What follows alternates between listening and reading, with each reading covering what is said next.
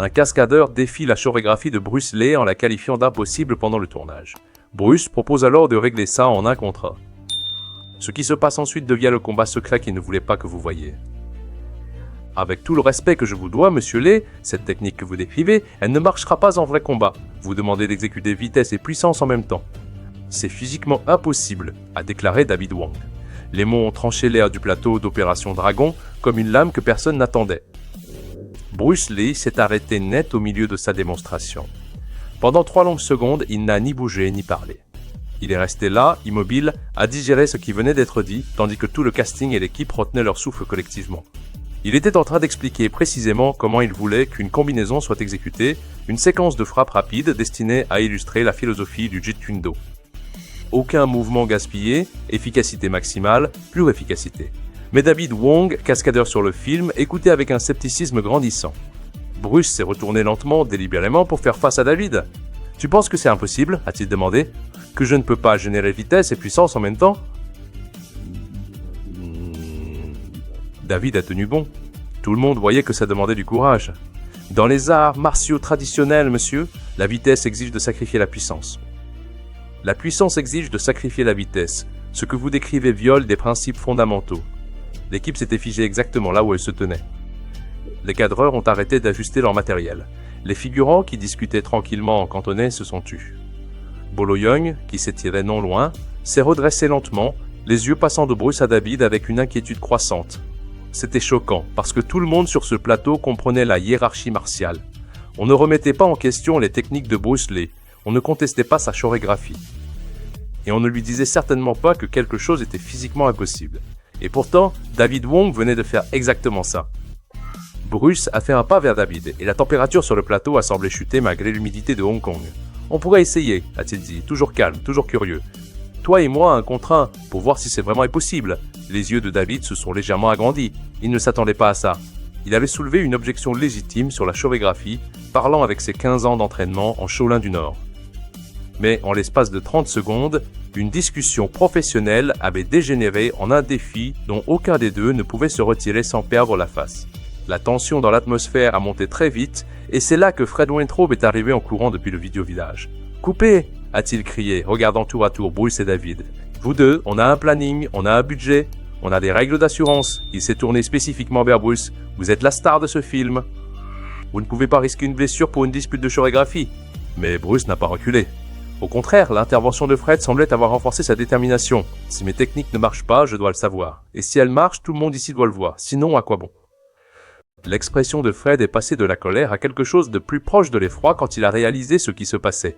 Bruce ne posait pas. L'esprit du producteur a immédiatement commencé à calculer les scénarios catastrophes, parce que ce n'était pas un expert contre un novice.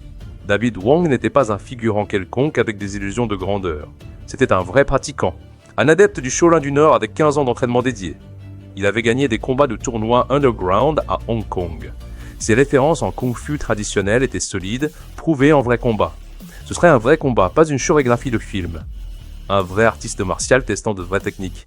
Et Fred comprenait avec une clarté glaçante quels étaient les enjeux. Si Bruce gagnait, il prouvait son point, mais il ne gagnait rien. Il était censé être le meilleur. C'est pour ça qu'il était la star. La victoire était attendue. Mais s'il perdait, ou pire, s'il se blessait, c'était la catastrophe. Le film s'arrêtait. L'assurance sautait. Les 850 000 $ investis s'évaporaient. Le grand breakthrough hollywoodien de Bruce mourait avant même d'être sorti. Le calcul risque-récompense était terrible. Tout à perdre, rien à gagner. Et Fred voyait dans l'expression de Bruce que tout ça lui était égal à cet instant précis. C'est ce qui rendait Bruce à la fois brillant et terrifiant à travailler avec lui. Il se souciait plus de la vérité que des conséquences. Avant que Fred puisse formuler un autre argument, une autre supplique pour la raison, David a pris la parole. « J'accepte, monsieur Lee », puis il a fait une légère révérence. Il ne faisait pas ça par ego ou par bravade. David croyait sincèrement que Bruce demandait une chorégraphie qui violait des principes fondamentaux des arts martiaux. Ce que David ne comprenait pas, c'est que Bruce Lee opérait sur des principes entièrement différents. De son point de vue traditionnel, Bruce demandait l'impossible. Fred Weintraub a réalisé à cet instant qu'il avait perdu le contrôle de son propre plateau. La star et un cascadeur allaient se battre et il ne pouvait pas l'empêcher. Alors, il a fait la seule chose possible, limiter les dégâts. « Écoutez-moi tous attentivement », a-t-il annoncé à haute voix, s'adressant à toute l'équipe. « Ce qui va se passer ici ne sort jamais de ce plateau, vous comprenez ? Pas un mot, pas un murmure. L'assurance ne doit pas savoir. Le studio ne doit pas savoir. Si ça sort, la production s'arrête et on perd tous notre boulot. Il a pointé du doigt les cadreurs qui instinctivement commençaient à tendre la main vers leur matériel. Pas de caméra, pas de photos, pas d'images, éteignez tout maintenant. Autour du plateau, les membres d'équipe ont commencé à assimiler ce qu'on leur demandait. Ils allaient assister au combat secret de Bruce Lee. Quelque chose de réel, de dangereux, quelque chose qui ne pourrait jamais être reconnu officiellement. Un moment qui devrait rester caché parce que la vérité était trop risquée pour tous les impliqués. Pendant ce temps, Bruce et David s'étaient déjà dirigés vers le centre de l'espace. Les assistants de production se sont précipités pour déplacer le matériel coûteux, créant une zone dégagée d'environ 6 mètres de diamètre. Fred Weintraub se tenait sur le côté, la tête dans les mains, calculant mentalement combien de façons cela pouvait détruire sa carrière. Robert Clouse, le réalisateur, observait avec une fascination résignée, comme quelqu'un qui regarde un accident de voiture qu'il ne peut empêcher. L'équipe a formé un cercle lâche autour d'eux, et tous ceux présents comprenaient qu'ils assistaient à quelque chose d'extraordinaire, quelque chose qui deviendrait une légende, quelque chose qui, officiellement, n'avait jamais eu lieu. Que Zod. Ils se sont inclinés l'un devant l'autre. Le combat secret de Bruce Lee, celui qu'il ne voulait pas que vous voyiez, allait commencer. Pendant 3 longues secondes, aucun des deux n'a bougé. La tension dans cet entrepôt reconverti était suffocante. Puis David a bougé en premier, lançant une séquence de shin punch classique. 3 frappes rapides visant directement la ligne centrale de Bruce. La technique était propre et portait une vraie puissance. La réponse de Bruce a semblé presque sans effort. Il s'est décalé de quelques centimètres sur sa gauche et le premier coup de David a traversé le vide. Au moment où David lançait son deuxième coup, la main de Bruce s'est levée avec une touche légère comme une plume, redirigeant le poing avec à peine un contact. Quand le troisième coup est parti, Bruce était déjà à l'intérieur de la garde de David. Puis Bruce a contre-attaqué avec son Strat-Lead signature, la technique qui définissait le Jeet Kune Do. Il est sorti de nulle part. Une seconde, la main de Bruce était en bas à son côté. La suivante, elle filait vers le visage de David à une vitesse choquante.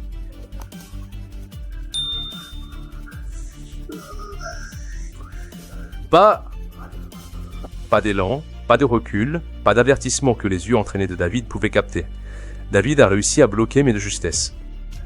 Son entraînement traditionnel a pris le relais par pur instinct, levant son avant-bras à temps, mais l'impact a renvoyé une onde de choc dans tout son bras. Bruce n'avait pas retenu la puissance du tout, même si le coup n'avait parcouru qu'environ 20 cm. Ce premier échange a tout dit à David, c'était réel, et Bruce était sérieux. David a repris sa garde, assimilant ce qui venait de se passer. Ce coup avait été incroyablement rapide et puissant, oui, mais il l'avait bloqué. Et ça signifiait qu'il avait une chance de prouver son point aussi. Alors David a lancé un front kick, technique classique Shaolin du Nord avec chambre à extension correcte. Bruce a avancé pour fermer la distance comme David s'y attendait. Mais ce que David n'attendait pas, c'était le suivi immédiat, un spinning back fist qui a touché Bruce proprement à l'épaule.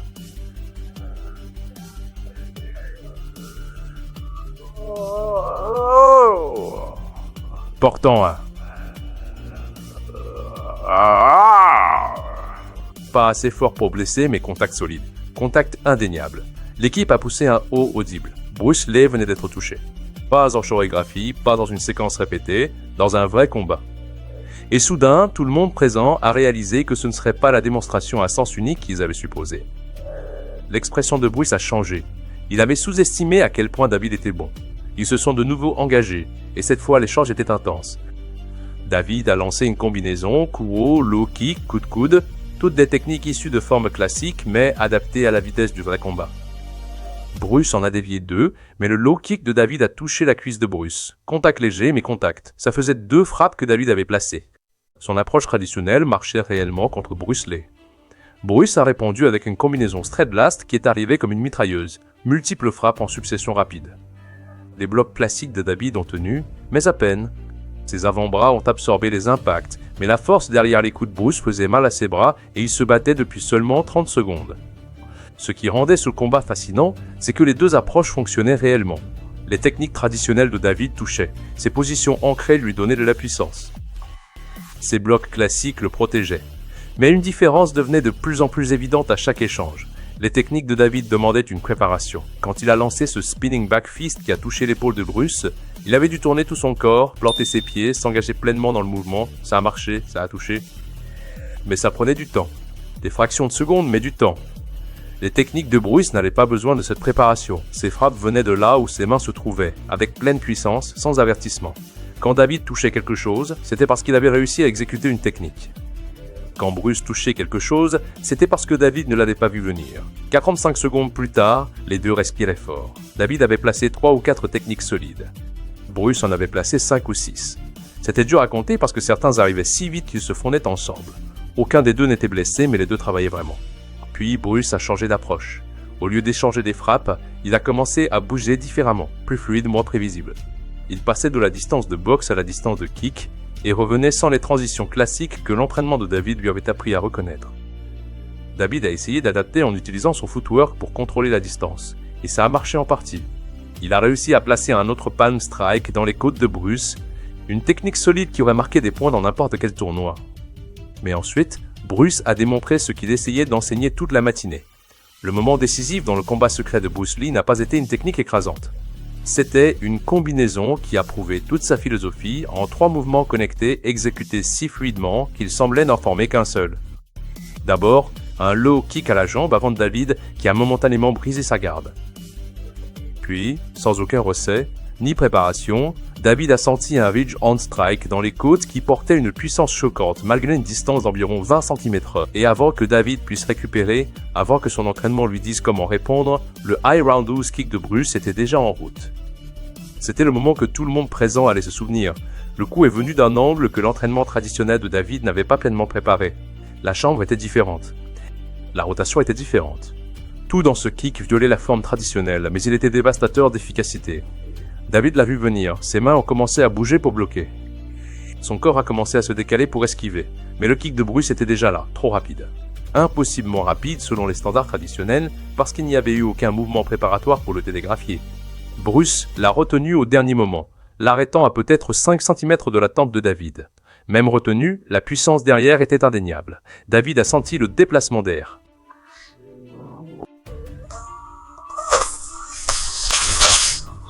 Plus important, il a senti à quel point sa défense avait été tardive, un quart de seconde trop lent. Si Bruce n'avait pas retenu ce coup, David aurait été inconscient avant de toucher le sol. Le temps s'est figé. La jambe de Bruce est restée tendue, démontrant un contrôle parfait. David est resté là, garde incomplète, sa défense classique juste pas assez rapide. Et dans ce moment suspendu, David a compris. Son entraînement traditionnel fonctionnait, il l'avait prouvé en touchant Bruce Lee. Mais Bruce a démontré qu'on pouvait l'améliorer, le raffiner, le rendre plus efficace. Vitesse et puissance ensemble n'étaient pas impossibles. Il suffisait d'éliminer les mouvements gaspillés que les formes traditionnelles incluaient.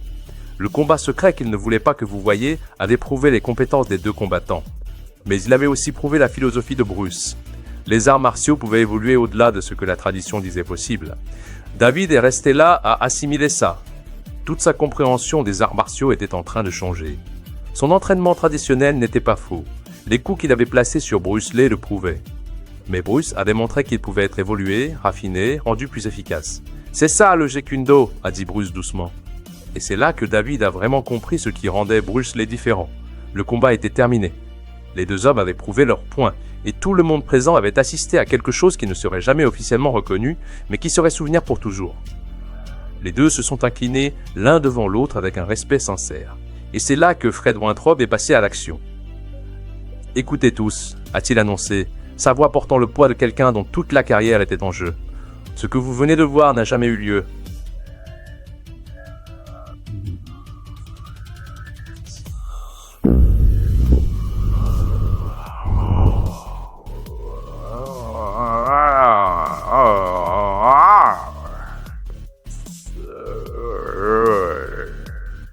Bruce et David disputaient de chorégraphie. C'est la version officielle. Personne n'a été blessé. Rien ne s'est mal passé. La production continue comme prévu. Il a fait le tour du cercle, regardant chaque membre d'équipe dans les yeux. Si l'assurance la prend, on est fini. Si le studio la prend, on est fini. Ce combat secret que vous venez de voir, il ne doit jamais quitter ce plateau. Compris ? Tout le monde a hoché la tête. Il comprenait ce qui était en jeu. Le grand breakthrough hollywoodien de Bruce Lee dépendait du succès de ce film. Si le bruit se répandait qu'il s'était battu avec son propre cascadeur, que les règles d'assurance avaient été violées, que la production avait été mise en danger, tout le projet pouvait s'effondrer. Et donc le combat secret de Bruce Lee, celui qu'il ne voulait pas que vous voyiez, est devenu exactement ça, un secret. Mais voici ce que ce combat avait prouvé, au moins pour tous ceux qui y avaient assisté, l'approche traditionnelle de David Wang fonctionnait. Il avait touché Bruce Lee. Mais l'approche de Bruce était plus efficace. Ces techniques généraient la même puissance avec moins de préparation, la même vitesse avec plus d'impact. Il avait prouvé qu'on pouvait combiner vitesse et puissance si on éliminait le mouvement gaspillé. David l'a compris maintenant. Après le combat, il est allé voir Bruce en privé. « La chorégraphie que vous vouliez, a-t-il dit doucement, je la comprends maintenant. Je peux aider à enseigner aux autres cascadeurs comment l'exécuter. » Et il l'a fait. Pour le reste du tournage, David est devenu l'un des collaborateurs les plus efficaces de Bruce, aidant à traduire les techniques en avance sur leur temps en chorégraphie que les autres cascadeurs pouvaient apprendre et exécuter. Le tournage s'est terminé dans les temps, et 6 mois plus tard, Opération Dragon est sortie et a connu un succès massif. Grâce à lui, Bruce Lee est devenu une icône internationale. Et le combat secret ? Il a vécu comme une légende murmurée dans les cercles martiaux de Hong Kong, mentionné dans de rares interviews des années plus tard par des gens qui étaient là. Un moment qui officiellement n'a jamais existé, mais que tous ceux présents se souviendront pour toujours. Le combat a prouvé que les arts martiaux traditionnels et modernes avaient de la valeur, mais qu'une seule approche pouvait combiner vitesse et puissance sans compromis. Risqueriez-vous tout pour prouver que votre philosophie est la bonne ? Dites-nous ce que vous en pensez en commentaire. Merci d'avoir regardé et à très bientôt pour la prochaine vidéo.